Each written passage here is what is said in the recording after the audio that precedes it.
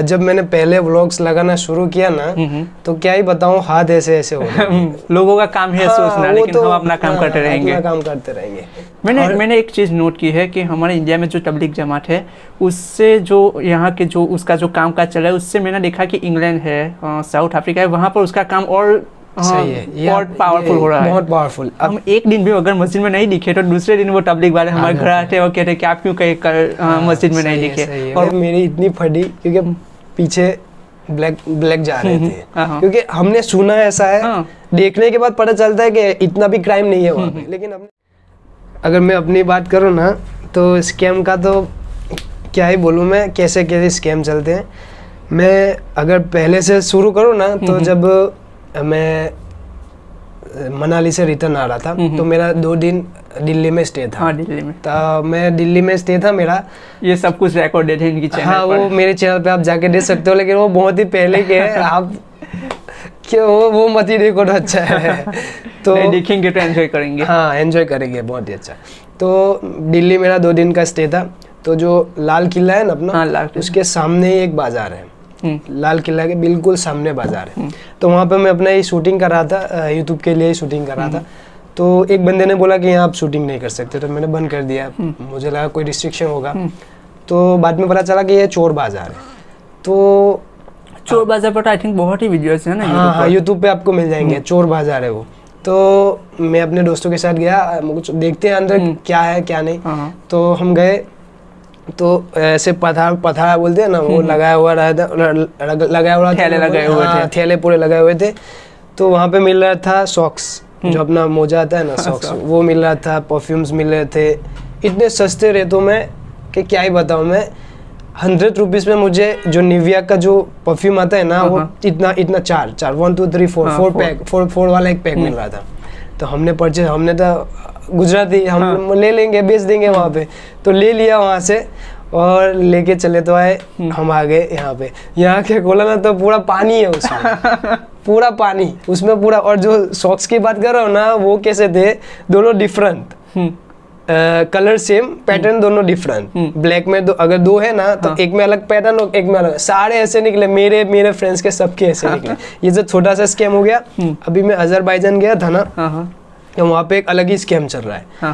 क्या करते हैं वो लोग, मैं यहाँ से थोड़ा रिसर्च करके गया था कि मुझे एयरपोर्ट से कैब लेनी है मेरे हॉस्टल के लिए, साहिल हॉस्टल के लिए, जो कि करीब 24 किलोमीटर है। जो मेन सिटी है ना, वो एयरपोर्ट से 24 किलोमीटर है। तो वहाँ पे ना बोल्ट करके एप्लीकेशन चला, वहाँ यहाँ अपना क्या ओला उबेर चला है, ओला उबेर चलता है ना, वैसे वहाँ पे बोल्ट करके एप्लीकेशन चलता है। जो ये 4 व्हील के होते हैं ना, वो हमको ड्रॉप करते हैं ड्राइवर। तो मैं पहले से रिसर्च करके गया था। तो मेरा वहाँ पे क्या हो गया कि मैंने जो थोड़ा इमिग्रेशन में प्रॉब्लम था ना और एयरलाइंस वालों से, तो उस टेंशन में मैं अपना जो ऑफलाइन मैप है ना वो डाउनलोड करना भूल गया। वो आप ही से सीखा था मैंने, आपको एक मरतबा मैसेज किया था, आपको याद नहीं होगा। तो मैंने ऐसा मैसेज किया कि ऑफलाइन हम वो कैसे डाउनलोड कर सकते हैं मैप। तो मैंने ऑफलाइन मैप डाउनलोड कर लिया और तब मैंने ऑफलाइन मैप डाउनलोड नहीं किया। वो टेंशन में पूरा भूल गए, बाहर निकल आया मैं एयरपोर्ट से। अब जैसे एयरपोर्ट से बाहर निकला तो सिम कार्ड नहीं, न इंटरनेट एक्सेस, कुछ भी नहीं। तो अभी करे क्या बंदा, क्योंकि मुझे बोल्ट एप्लीकेशन डाउनलोड करना था, लेकिन कैसे करूं मैं अभी। तो मैं फिर से एयरपोर्ट में जाने लगा। तो ऑफिसर्स ने मना किया, आप यहाँ से अंदर नहीं जा सकते आप। तो मैंने अभी रहने दो। तो वहाँ पे ना ऐसे जैसे मैं बाहर गया ना, तो बहुत सारे लोग, ड्राइवर्स लोग इकट्ठा हो गए मुझसे मिलने के लिए, क्योंकि देखा कि फॉरेनर है, टूरिस्ट है उस पर भी। तो देखा, एक ने बोला, मैंने पहले एक से डिस्कस किया कि मुझे साहिल हॉस्टल जाना है, यहाँ से 24 किलोमीटर है, जो एयरपोर्ट से 24 किलोमीटर है। तो उसने बताया 40 मनात, वहाँ पे मनात चलता है।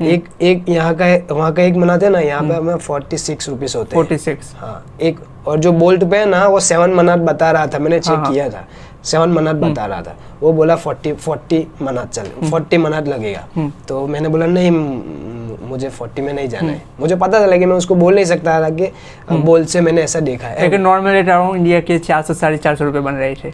कौन से?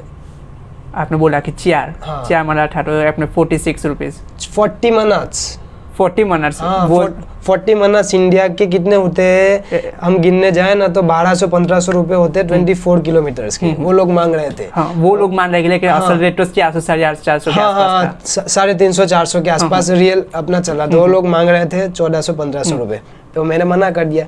फिर उसको बहुत सारे लोगों ने कन्विंस किया मुझे, मैं कन्विंस नहीं हुआ किसी से, मुझे लग ही रहा था कि ये फ्रॉड करेंगे। तो एक बंदा आया, उसने कैसा फ्रॉड किया, चलो मैं आपको बोल्ट पे 7 मिनट बता रहा है ना, मैं आपको 5 मिनट में भेज दूंगा। मैंने सोचा सही है, डील है अपनी। तो मैं बैठ गया, उसका वीडियो भी है मेरे पास, मैंने नहीं डाला है यूट्यूब पे। तो मैं बैठ गया, तो जैसे उसने कैसे मुझे कन्विंस किया पता है, जैसे लगा ना कि इंडियन है तो शाहरुख खान, सलमान खान ऐसे कंफर्टेबल होने के लिए वो ऐसी बात कर रहा था कि शाहरुख खान, फिर हिंदी गाने गाने लगा वगैरह वो सब। मैं लगा फैन होगा, उसका फैन होगा शायद इंडियन सेलिब्रिटीज का, तो हेल्प कर रहा होगा, मुझे ऐसा लगा। तो जैसे मैं बैठा उसकी उसमें, तो वो गया और उसने वहाँ का पार्किंग है ना वो 1 मन्नत था, मुझे पता था 1 मन्नत था, लेकिन वो जैसे पार्किंग का वो पैसा देने गया ना, तो बोला मैंने 10 मन्नत दिए। मुझे लगा ऐसे ही बोल रहा होगा, मुझे क्या पता था कि ये सब मेरे पे आएंगे जो ये मैं बात कर रहा हूँ। तो मुझे वहाँ से ले गए 5-6 किलोमीटर चले, और पेट्रोल स्टेशन था वहाँ पे, गैस स्टेशन, वहाँ पे खड़ी की। वहाँ पे कैसा होता है कि जहाँ अपने जैसा नहीं होता, जैसे जहाँ पे पेट्रोल स्टेशन है ना, वहाँ पे छोटा सा वो होता है सुपरमार्केट है, वहाँ पे पूरा मिलता है सब कुछ, खाने पीने का वगैरह सब कुछ। अपने हाईवे पे होता है ना ऐसा। तो वहाँ पे सिम कार्ड, मैंने बोला मेरे पास सिम कार्ड नहीं है, पहले से बात हो गई थी वो तो कि सिम कार्ड नहीं है मेरे पास। तो उसने फिर बोला कि मेरे पास भी इंटरनेट नहीं है, उसके पास इंटरनेट था, फिर भी वो मुझे ऐसा बोला कि इंटरनेट मेरे पास नहीं है, अभी वहाँ जाके सिम कार्ड बाय करो। वही सिम कार्ड मैंने 20 मन्नत में ली थी सिटी में, मैंने वहाँ से तो नहीं ली, मुझे पता है कि स्कैम करने जा रहे हैं मेरे साथ, क्योंकि मैं थोड़ा रिसर्च करके गया था, ऐसे कंट्री में जाते हो तो अब थोड़ा सा तो वो करना पड़ेगा ना। तो फिर वहाँ पे उसने बोला कि जाओ आप सिम कार्ड ले गया। उसको इंग्लिश ज़्यादा आता नहीं था, उसको उसने अपनी भाषा आती थी अजड़ी, तो उसने किसी के साथ फ़ोन पे बात कराई मुझे, मैंने इंग्लिश में बात की कि भाई मुझे नहीं खरीदना है मेरे पास। मैंने बोला मेरे पास पैसे ही नहीं है, मैं कैसे खरीदूँ, मैं तो 1 दिन के लिए रुकने में मुझे सिम कार्ड क्यों चाहिए। जैसे कि मैं 7 दिन के लिए गया था, लेकिन मैंने उससे बात की उससे, तो बहुत ही वो कन्विंस किया। मैंने बोला मुझे चाहिए ही नहीं, मैं लूँगा ही नहीं, आप कुछ भी करो।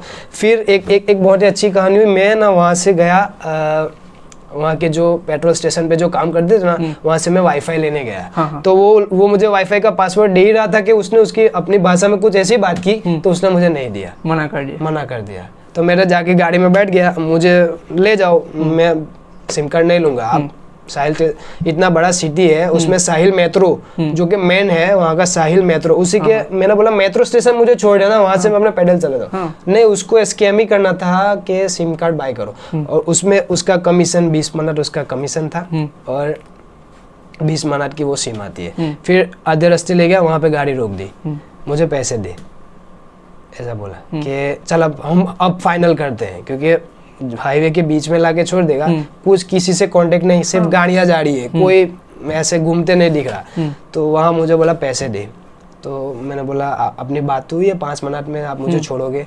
5 मिनट में नहीं छोड़ूंगा मैं आपको 35 मिनट देना पड़ेगा। ऐसे वक्त हमारा जो एकदम माइंड कैसा हो जाता है, कुछ समझ में नहीं। पहले तो मैं स्लीपलेस था, 24 आवर्स से मुझे नींद नहीं थी, मेरी पूरी नींद नहीं मिली थी। उस पर मेरा इतना हैवी सर हो गया था, क्या बताऊँ मैं। तो उसने ऐसा रोक दिया, तो मैंने बोला कि चलो मैं भी फिर गुजराती, तो चल दे दूंगा। हॉस्टल पे गया, जैसे उसने हॉस्टल पे ड्रॉप किया तो मुझसे 35 मिनट मांगने लगा। मुझको 35 मिनट नहीं दूंगा अब हाँ, सिचुएशन चेंज हो गया। वहाँ पे जहाँ मेरा हॉस्टल था ना, वहाँ पे पुलिस स्टेशन नहीं, पुलिसमैन भी खड़े थे पूरे। लेकिन मैंने सोचा कि पहले दिन ही ऐसा क्या करूँ कि उसमें लफड़े में पड़ना पड़े। तो वो 35 मिनट ही मांग रहा था, मैंने नहीं दिया, तो 22 मिनट मुझे देने पड़े। 22 मिनट मैंने दिए, क्योंकि वो जा ही नहीं रहा था, और उसकी भाषा में कुछ ऐसे बोल रहा था, पता नहीं क्या बोल रहा था, अंडरस्टैंड तो होता नहीं अपने को। तो वो तो मैं चला गया, फिर एक पाकिस्तानी डॉक्टर थे जो मेरे हॉस्टल इसीलिए प्रेफर करता हूँ क्योंकि बहुत सारे कल्चर के लोग आते हैं वहाँ पे और वहाँ पे बैठते हैं, आपसे बातें करते हैं। मेरे साथ पाकिस्तान के दो थे, बांग्लादेश का एक था, नहीं बांग्लादेश, श्रीलंकन एक था, वो श्रीलंकन था। तो ये अभी दूसरा स्कैम मैं आपको बताता हूँ कि जैसे मैं हॉस्टल पे पहुंचा ना तो पाकिस्तानी एक बंदा था वहाँ पे पहले से वहाँ पे। वैसे जितने भी फेमस है ना booking.com, क्या बोलते हैं, मेक माई ट्रिप वगैरह, इस पे भी जितने भी हॉस्टल जो नामचीन है ना, ऐसे एक बंदे वहाँ पे रहते ही क्या करते हैं, जैसे इंडियन देखा, पाकिस्तानी देखा, बांग्लादेशी देखा, जैसे ही मैं एंट्रेंस किया ना, मैंने बोला कि I have my booking on this और दैट नेम, तो वो बंदा वहाँ से उठ के आ गया कि ये इंडियन है, चलो इसको पकड़ो। तो वो आगे बोले क्या हाल है भाई, मेरे को सब बढ़िया है, मैं बात कर लूँगा अपने। वो क्या करता था कि जो एशिया और यूरोप के बीच में अपना अजरबैजान पड़ता था, एशिया और यूरोप के बीच में ये अजरबैजान के बाजू में जॉर्जिया हो गया, फिर वहाँ से यूरोप स्टार्ट हो जाता है। तो वो क्या करता था कि ऐसे एजेंट काम करता था, डंकी बोलते हैं ना, बॉर्डर क्रॉस वो कराता था। उसको भी ऐसे ही लगा कि ये भी ऐसे ही कुछ करने आया होगा, ठीक है, मैं तो घूमने गया था, तो ये ऐसा करता। और पाकिस्तानी लोग और बांग्लादेशी लोग बहुत सारे ऐसे करते हैं, डंकी लगा के जाते हैं। और इसमें जो जेन्युइन बंदे होते हैं ना, जो घूमने जाते हैं, उनको इमिग्रेशन में बहुत प्रॉब्लम आता है। ये था वहाँ का अजरबैजान का। तो उनका तो दुनिया ही अलग है कुछ। उनका कल्चर तो वो है ना, दुनिया में पीसफुल कंट्री है, शांति वाली कंट्री है, उसको कोई लेना देना नहीं है क्या चल रहा है दुनिया में। मैंने उनका एक कल्चर नोटिस किया, जितने भी मेट्रो स्टेशन थे ना, जितने भी वहाँ बाहरी वो फूल आते हैं ना, रोज वगैरह, उसका बड़ा बड़ा वो बेच रहे थे। मैंने हर यंग लड़की और हर यंग लड़के के हाथों में फूल देखा है। पता नहीं उनका क्या कल्चर है, अभी मैं बात कर रहा हूँ तो कैसा फील आया मुझे पता नहीं है, लेकिन ये सच है, वो फूल लेके घूमते हैं। मैंने कहाँ नहीं देखा।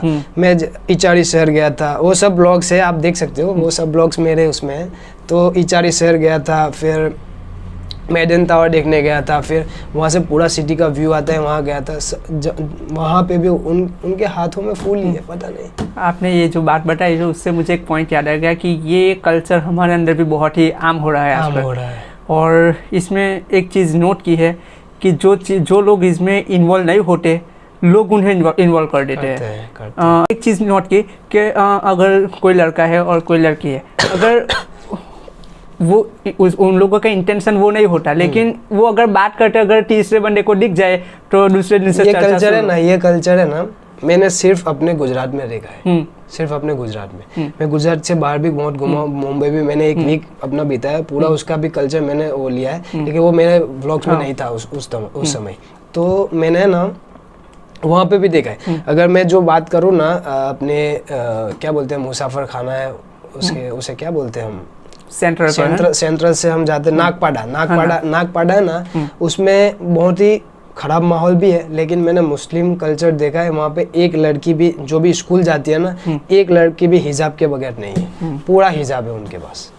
एक्चुअली हमारा जो माहौल है गुजरात का और ऑल ओवर वर्ल्ड की मैं बात कर रहा हूँ, उसमें ये जो बॉलीवुड के गाने हैं उसका बहुत ही बड़ा इफेक्ट है। बिकॉज मैंने एक पॉडकास्ट में सुना था, पाकिस्तान के एक स्कॉलर हैं उनके, उन्होंने बताया था कि अक्सर हमारे जो बॉलीवुड के जो गाने हैं वो इस तरह से बनाए जाते हैं और वो उनका जो लिरिक्स है और वो सब कुछ जो होता है वो इतना इफेक्टिव होता है कि अगर बंदा जब सुने तो उसे ऐसा ही लगता है कि जैसे ये सब चीजें मेरे साथ ही हुई है। हाँ। और ये बंदा उसमें इतना इन्वॉल्व हो जाता है कि उसको यही लगता है कि ये दुनिया ही यही है, इसके अलावा दुनिया में कुछ है ही नहीं। सही है ये सब तो अजरबैजान और साउथ अफ्रीका और यूएई की मैं बात करता हूँ। एक बात भूल गया था मैं, यूएई इतना सेफ है, मैं क्या बताऊँ आपको, इतना सेफ है। मेरी फ्लाइट थी इतिहाद की, मैं बॉम्बे से 3 घंटे की फ़्लाइट होती है यहाँ से अबू धाबी की, मुंबई से अबू धाबी की, तो मुझे 24 आवर्स लग गए। उसमें क्या हुआ कि वो डिले हुआ, ये हुआ, वो पूरा व्लॉग से आप देख सकते हो। उसमें वो सब चीज़ें हो गई। मुझे ड्रॉप किया रात के 12 बजे अबू धाबी, इमिग्रेशन सब क्लियर हो गया। वहाँ का बहुत ही स्मूथ इमिग्रेशन है, पासपोर्ट पे एक स्टैम्प सिर्फ एंट्री का लगता है, बाहर का तो स्टैम्प ही नहीं लगता, वो कंप्यूटराइज निकल जाते हैं।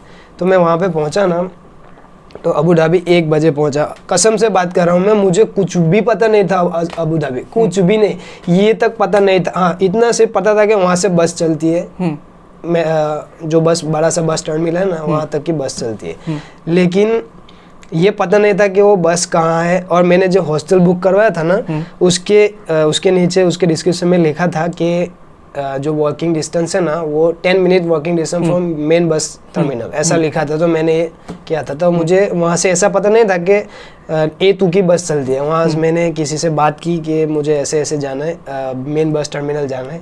तो उसने बताया कि A2, पहले A1 आई। तो मैंने उससे पूछा कि आप मेन बस टर्मिनल जाओगे? तो उन्होंने बोला ये नहीं जाएगी, A2 जाएगी। तो मैं वहाँ से A2 लेके गया। उसमें सीन क्या हुआ कि ये लोग क्या करते हैं कि जो भी मेन बस स्टेशन है ना, वो इस तरफ होता है, इस तरफ, और यहाँ पे वो छोटे छोटे वो बनाते हैं सिर्फ स्टॉप और स्टार्ट के लिए, और गाड़ी के लिए, बस के लिए। तो वहाँ पे मुझे ड्रॉप किया। अभी मैं वहाँ सोच रहा हूँ कि मेन बस टर्मिनल इतना छोटा, सिर्फ इतना सा, इतना सा। तो मैंने सोचा कि मेन बस, और बिल्कुल सामने ही था वो मैंने सुबह में देखा। रात था ना, तो इतना ज़्यादा वो नहीं हुआ। मैं वहाँ से 2.5 घंटे पैदल चला, घूमता घूमता घूमता। वो भी 2 किलोमीटर के अंदर ही मेरी हॉस्टल थी। रात की बात कर रहा हूँ, रात को मैं 3:30 बजे अपने हॉस्टल पहुंचा। वो भी एक रशियन फैमिली आई थी ना, उसी हॉस्टल के लिए। तो मुझे हॉस्टल मिला। तो मैं ऐसे ही घूम रहा हूँ। मैंने बोला हॉस्टल, क्योंकि ऑफलाइन मैप था मेरे पास, लेकिन एग्जिट मैं उस स्ट्रीट में भी पहुंच गया, अल मदार स्ट्रीट, मुझे अभी भी याद है, अल मदार स्ट्रीट करके वहाँ पे मैं पहुंचा। तो पहुंचा ना, ऐसे ही घूम रहा हूँ, इस तरफ जा रहा हूँ। एक पाकिस्तानी बंदा मिला जो मिल्क का सप्लायर था, जो दूध सप्लाई करता था। सुबह में मिला वो। तो मैंने उससे पूछा भी कि ये हॉस्टल का नाम मुझे भी याद नहीं है। मैं पूछा कि ये हॉस्टल कहाँ पे है, क्योंकि वहाँ पे ना वो लोग क्या करते हैं, वो क्रिश्चियन थे। तो वो लोग क्या करते हैं कि अपना जो बड़ा सा मकान है, उसमें छोटे छोटे वो पार्ट्स बना के हॉस्टल बना देते हैं अपने ही मकान में। रूम है बड़ा सा, उसमें छोटे छोटे पार्टीशन लगा के वो बना देते हैं, छोटे छोटे रूम बना देते हैं। और वहाँ पे अगर आप होटल बनाते हो ना, तो होटल का ही हम पोस्टर लगा सकते हैं बाहर। घर में ऐसा पोस्टर नहीं लगा सकते कि वो हॉस्टल है ऐसा। तो मैं घूमता रात को 3:30 बजे मैं अपने हॉस्टल में पहुंचा। इतना सेफ है। अगर कोई दूसरी कंट्री होती ना, तो मुझे थोड़ा डर रहता कि भाई ऐसा हो सकता है मेरे साथ। लेकिन वहाँ पूरा फ्रीडम है, आप यूएई में मस्त घूमो, पूरी रात भी आप एंजॉय कर सकते, कोई टेंशन नहीं। मुझसे इतना फ्रेंडली हो गया कि वो सब बातें हुई। तो उसने बोला कि मुझे इंडिया देखना है। मैंने बोला कि अभी वो कुछ ऐसे हालात है कि तू इंडिया तो आ नहीं सकता। अगर जितना भी हो सकेगा ना, मैं आपको मेरा इंडिया दिखाऊंगा। पर्सनली बता रहा हूँ कि इंडिया से बिलोंग करता हूँ, लेकिन मुझे पाकिस्तान लाजमी घूमना है। बिकॉज मुझे ये नहीं समझता कि पाकिस्तान डिफरेंट कंट्री है। नहीं, तो वहाँ पे टीवी चल रहा था, और टीवी में बता रहा था कि पूरा दिल्ली बंद है, कोरोना है, ये है वो है। और हम वहाँ पे होटल में खाना खाने बैठे थे। दिल्ली से एक ट्रेन आती है, उसके लिए स्पेशल वहाँ से हमें बैठना होता है, और फिर वहाँ से एक बॉर्डर क्रॉस करनी होती है। वो बॉर्डर पर वहाँ पर जो करतारपुर जो गुरुद्वारा है, उनकी बसें रेडी होती है, वो हमें वहाँ तक बस नहीं है।